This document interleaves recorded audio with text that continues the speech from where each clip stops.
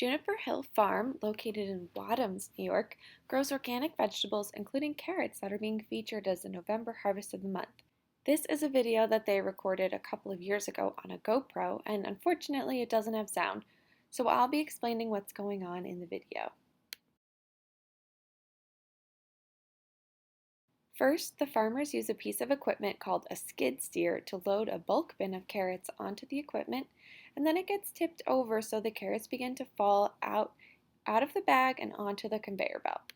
We can't see what's going on inside the machine from the video, but we know that there's a conveyor belt that is washing and polishing the carrots so they're as clean as can be. First they get sprayed with water and then polished with little scrub brushes throughout the inside of the machine.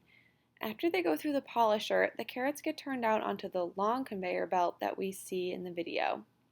From here, there's that first person that's sorting the carrots, and they sort the carrots into first and second quality.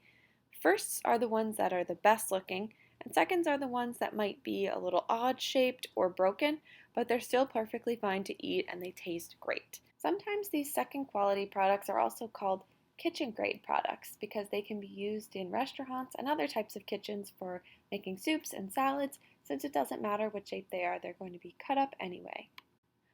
Once the carrots make it past that first person that's sorting, they get tossed onto the round sorter and they spin around for the other two people sorting carrots to keep going.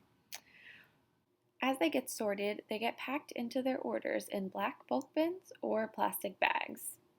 Once all the carrots are sorted and all the orders are packed, they'll get delivered to lots of different businesses like restaurants, schools, grocery stores, and small markets. Thanks Juniper Hill for showing us how you wash, polish, and pack your carrots. And thank you again for supplying them for us for our November harvest of the month.